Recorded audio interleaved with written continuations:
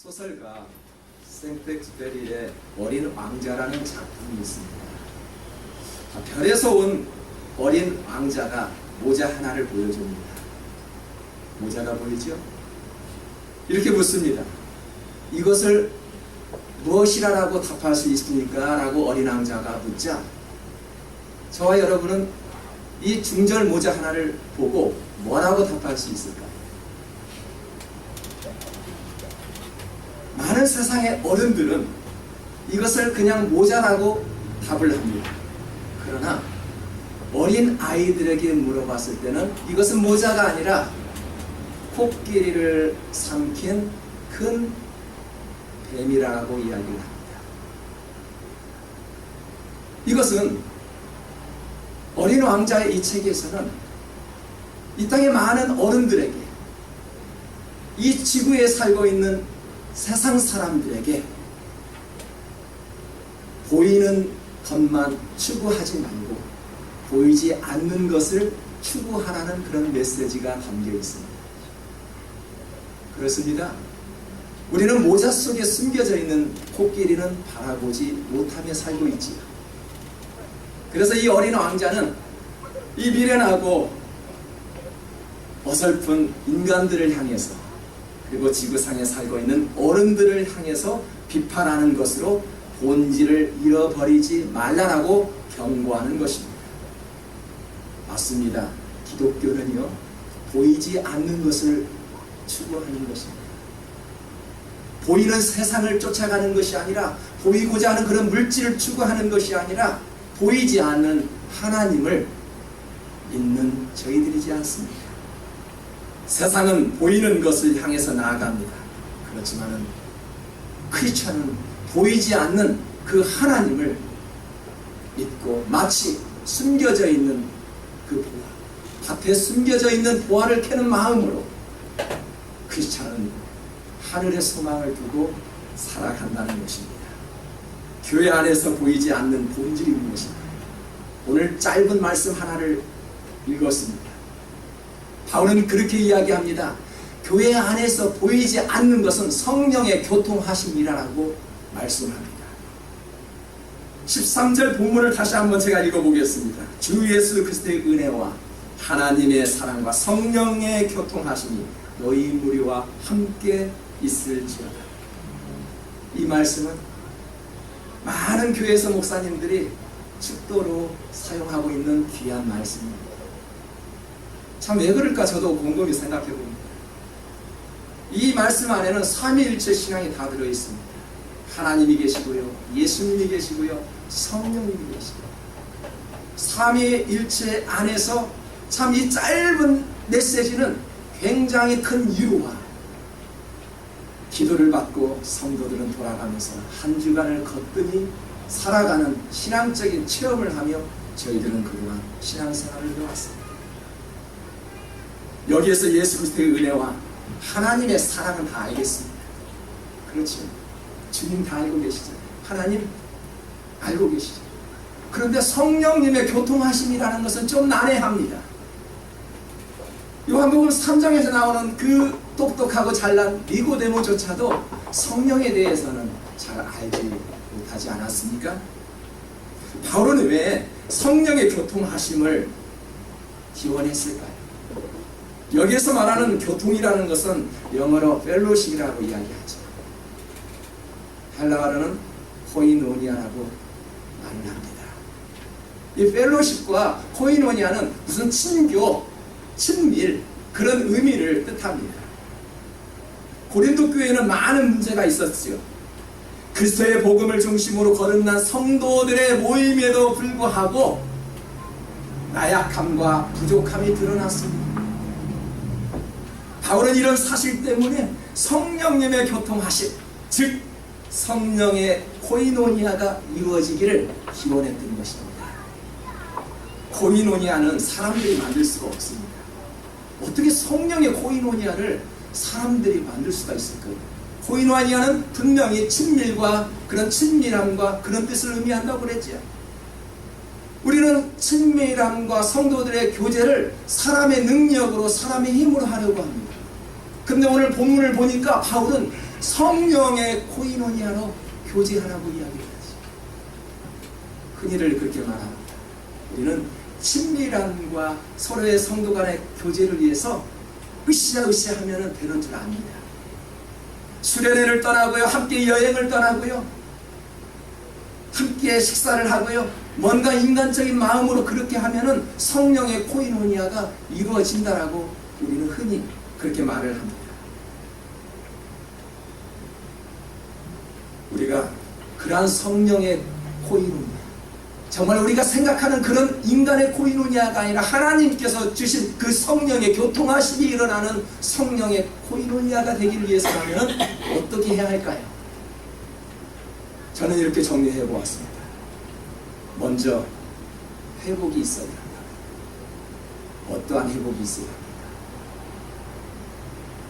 예배가 회복됩니다. 십자가 앞에서 눈물이 사라진 지 너무 오래입니다.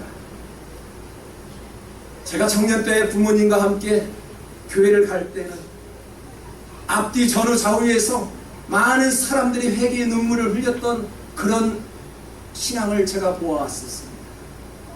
시대가 가면 갈수록 이제는 눈물이 사라지는 그런 신앙이 정말 아닙니다. 회개가 사라지고 있습니다. 기독교가 엔터테인먼트화를 버려야 한다라고 목소리를 높여야 됩니다. 예배는 활발해졌습니다. 보이고자 하는 예배는 충만합니다. 뭔가 앞에서 화려하고 그러한 것들은 이루어지고 있는데, 그런 엔터테인먼트화를 버려라는 것은 그러한 화려한 예배가 아니라 하나님 앞에 진정으로 나아갈 수 있는 그런 예배를 드려야 한다라고 말씀합니다. 우리가 좋은 시기에만, 좋은 환경이 있을 때만 믿는 것이 아니라, 좋은 말씀만 골라 듣는 것이 아니라, 하나님께서 내게 주신 말씀이라도, 어떠한 말씀이라도 드려야 되겠다는 그러한 감, 그러한 마음이 있어야 합니다. 우리의 삶에 주님과 함께 첫사랑이 회복되고요, 기쁨이 회복되기 위해서는 가장 먼저 저와 여러분이 드리고 있는 그 예배가 회복되어야 한다는 것입니다. 예배라고 해서 하나님께서 다 받으신다. 가인과 아벨은 아담과 하와가 죄를 짓고 난 후에 가장 먼저 자녀를 낳았던 첫 번째 아들들이었습니다. 가인과 아벨은 똑같은 예배를 드렸지요. 그런데 장남인 가인의 예배는 받지 않으셨습니다. 아벨의 예배만 받으셨죠. 창세기 4장 5절을 제가 한번 읽어봅니다. 가인과 그의 재물은 받지 아니하신지라 가인이 몹시 분하여 안색이 변하였다. 예배를 받지 않는 그 하나님 앞에 가인은 몹시 분하여 화가 났고 안색이 변할 정도로 흥분되어 있다는 것입니다. 여기서 우리가 깨닫게 되는 것이 있다면 하나님께서는 받으시는 재물도 있지만은 받지 않으시는 재물도 있다는 것입니다. 우리의 예배도 마찬가지입니다. 어떤 이의 예배는 받아주시고요, 어떤 이의 예배는 받지 아니하신다는 것입니다. 제가 항상 매 주일이 되면 빼놓지 않는 기도가 있습니다. 모든 순서 하나하나를 주님 앞에 부탁하나이다. 왜 그렇게 기도합니까? 우리는 이 시간을 위해서 한 주간 동안을 씨름하고 기도하면서 오늘 이 자리에 나왔습니다. 일주일에 한 번, 아니 두 번, 그 예배가 그냥 드려지는 형식적인 예배가 아니라 하나님 앞에 진정한 예배를 드릴 때 한 번을 드리는 그 예배라도 주님께서는 받으시기 때문에 우리 순서 하나를 주님 앞에 부탁드리는 것입니다. 왜요? 이 예배가 헛되지 않기 위해서. 우리가 예배만 드리면은 기계적으로 하나님께서 받아주시는 그런 분이 아니라는 것입니다. 분명히 가인은 예배를 드렸지만 그의 재물만 받지 않은 것이 아니라 가인까지도 받지 않으셨대요. 오늘 말씀을 보니까 가인과 그의 재물이라고 이야기했어요. 그의 재물만 받아들이는 것이 아니라 가인의 몸까지도 주님은 받지 않으셨다라고 성경은 분명히 기록합니다. 우리가 예배를 잘못 드리면은 예배만 거절당하는 것이 아니라 드리고자 하는 그 육신까지도 하나님께서는 받지 아니하신다는 것입니다. 그렇다면 재물보다 더 먼저인 것이 무엇인가? 드리고자 하는 마음이겠죠. 내가 하나님 앞에 예물을 드리고요, 달란트를 드렸습니다.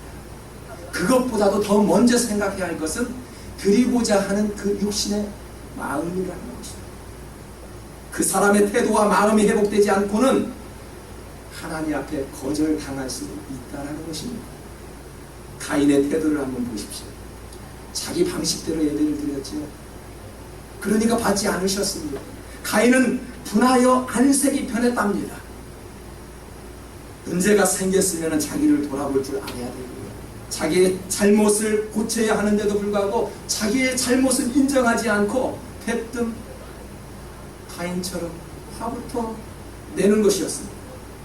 하나님이 원하시는 예배는 자기의 잘못을 고치고 하나님께 맞추면 회복되는 것입니다. 이것을 모르는 고린도 교회의 성도들에게 바울은 성숙된 모습인 성령의 코이노니아가 채워져 예배가 회복되기를 소망했던 것입니다. 예배가 회복되면 가장 먼저 자신이 살지. 내가 살면 어디가 삽니까? 가정이 살지. 가정이 살면 어디가 삽니까? 여러분이 섬기는 교회가 삽니다. 교회가 살면 LA가 변합니다. 그럴 때 세상이 변화가 되는 것입니다. 세계적으로 존경받는 크리스천 작가이자 상담 심리학자인 메리 크랩을 저는 개인적으로 좋아합니다. 그가 책을 썼던 책 중에 하나가 지상에서 가장 안전한 곳이라는 책을 썼습니다.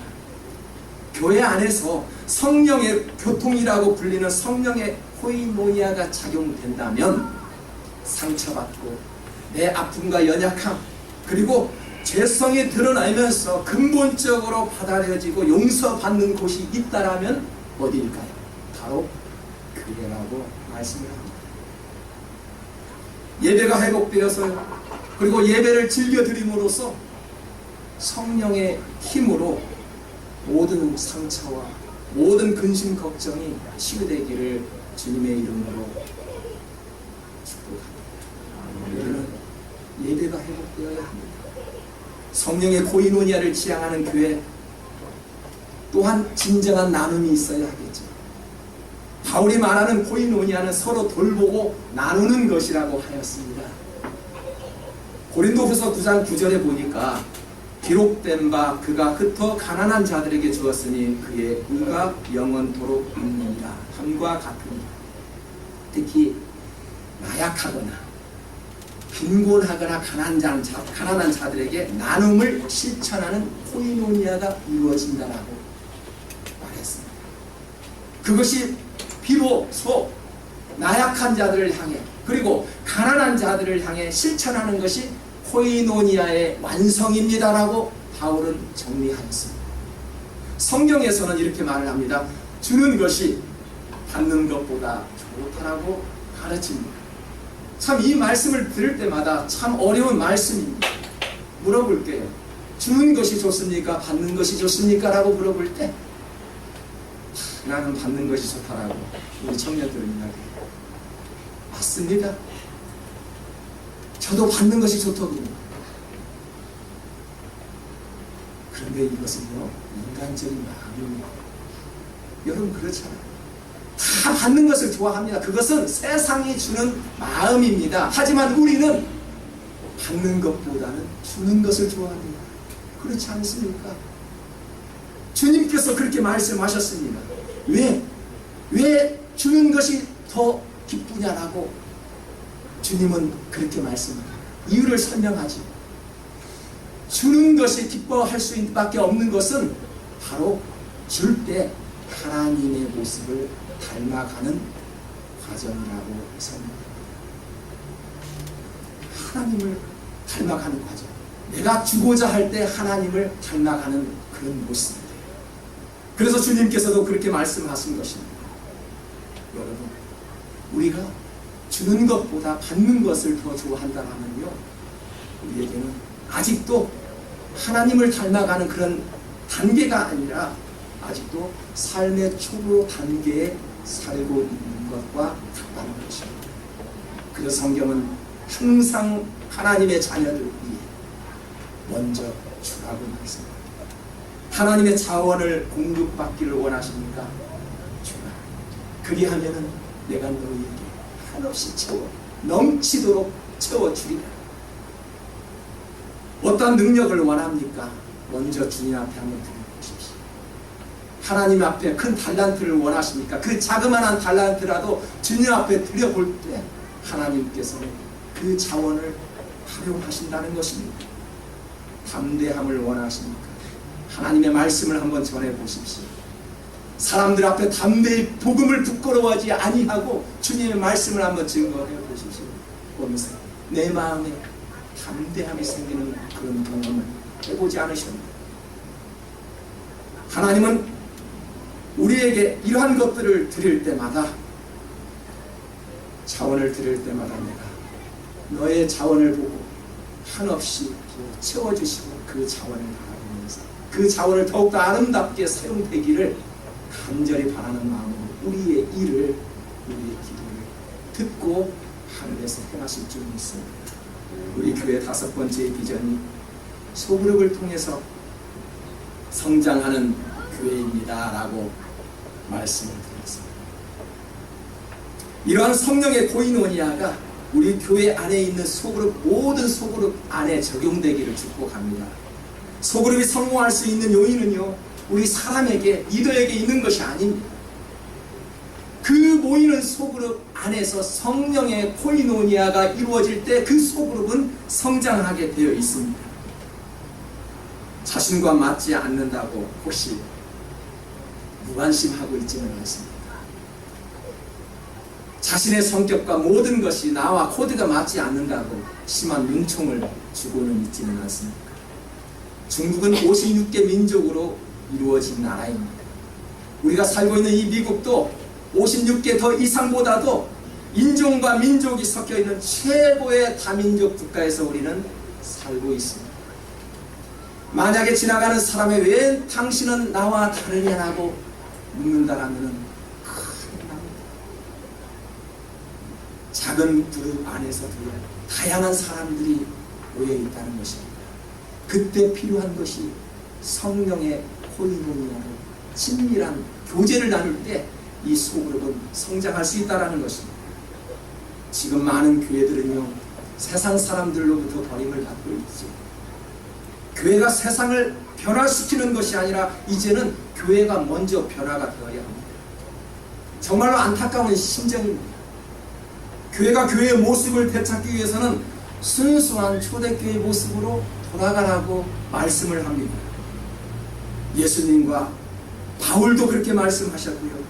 초대교회 성도들 또한 코이노니아는 처음으로 돌아가는 것이라 라고 말했던 것입니다. 어떻게 돌아갈 수 있을까요? 우리 다같이 사도행전 4장 32절을 다같이 읽습니다. 믿는 우리가 한 마음과 한 뜻이 되어 모든 물건을 서로 통용하고 자기 재물을 조금이라도 자기 것이라고 하는 이가 하나도 없더라. 이것이 진정한 성령의 코이노니아가 아닐까요? 자기 것이라고 하는 이가 하나도 없어. 바울이 말하는 성령의 교통하심이 있는 코이노니아가 바로 이것입니다. 모든 성도들이 함께 공유했고요. 또 가난한 자가 없고요. 부한 자들의 경계가 사라졌다는 것입니다. 가난한 자, 부한 자가 나눔이 없었다는 것입니다. 여자와 남자의 나눔이 없었고요. 직분의 나눔이 없었고요. 신분 고하 모든 막론하에 하나님을 섬겼다는 것입니다. 어떻게 이것이 가능했을까? 진정한 코이노니아를 이루기 위해서 모든 것이 하나님의 것이라고 공감했죠. 여러분, 우리가 물질을 드릴 때도 마찬가지입니다. 이것은 나의 것이라고 하니까 우리가 드리지 못합니다. 하나님의 것이라고 생각해 보십시오. 10분의 1을 드릴 수가 있겠죠. 바로 그것입니다. 오늘 사도행전에 나타나는 이 초대교회의 모습을 보니까요, 모든 것들이 자신의 것이 아니라 하나님의 것이라고 다 공감했다는 것입니다. 모든 성도들이. 그래서 교회는 주인이 목사가 아니고 장로가 아니고요, 교회의 주인은 성도가 되는 것입니다. 하나님께서 맡겨주신 그 교회는 목사에게 맡겨주는 것이 아니라 성도들에게 맡겨주셨다는 것입니다. 그래서 교회의 주체는 하나님이시지만 우리가 청지기로서 감당하는 일꾼들은 목사가 아니라, 직분자가 아니라 모든 성도들이 되어야 한다는 것입니다. 개인보다도 공동체가 더 중요하다는 것을 보여줍니다. 초대교회 성도들에게는 하나님의 나라에 대한 소망이 곧 공동체의 회복이 있었음을 보여줍니다. 우리는 이런 공동체를 소망합니다. 함께 울고 함께 웃고 함께 눈물을 흘리는 그런 성령의 교통하심이 있는 코이노니아 교회가 하기를 소망합니다. 바울이 오늘 고린도 성도들을 향해서 축도했던 성령의 교통하심, 이 말씀은 서로 말이 통하고요, 서로 생각이 통하고요, 편안한 관계를 만들어가는 과정을 말하는 것입니다. 축도가요, 단순히 목사님의 그 짧은 말씀의 하나의 그런 기도가 아닙니다.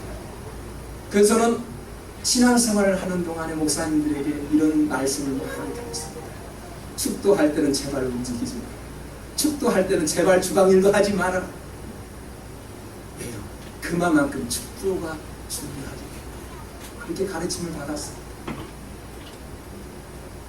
그 짧은 말, 한 말씀을 통해서 우리는 성령의 교통하심으로 한 주간 힘을 받기 때문에 그토록 목사님이 앞에서 그렇게 축도는 중요하다. 예배 시간에, 모든 예배 시간에 헛된 생각하고 졸았을지라도 축도만큼은 받고 돌아가야 합니다 하고 그렇게 가르침을 받았습니다.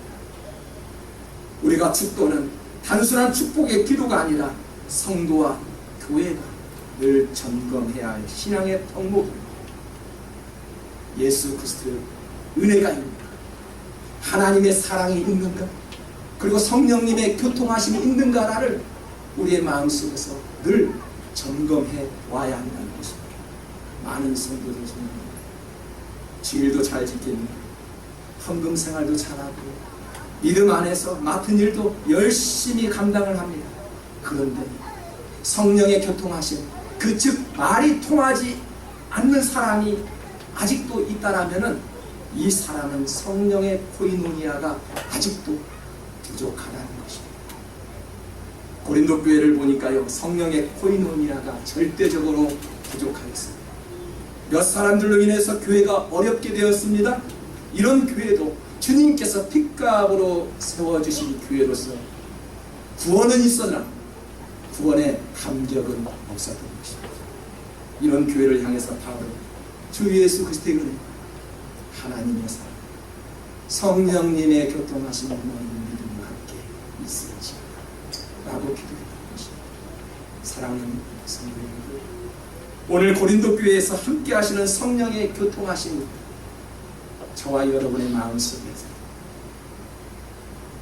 저희들이 속해 있는 그 가정 안에서도 기업 위에서도 항상 늘 성령의 교통하심이 쉬지 않도록 우리가 그 순간순간마다 기도하며 한 발 한 발 뛸 때마다 하나님 앞에 예배자의 모습을 절대 잊어서는 안 된다는 것입니다. 한 주간의 살아가실 때도요, 성령의 교통하심이 저와 여러분의 가정과 교회 위에 함께 하시기를 주님께 축복합니다.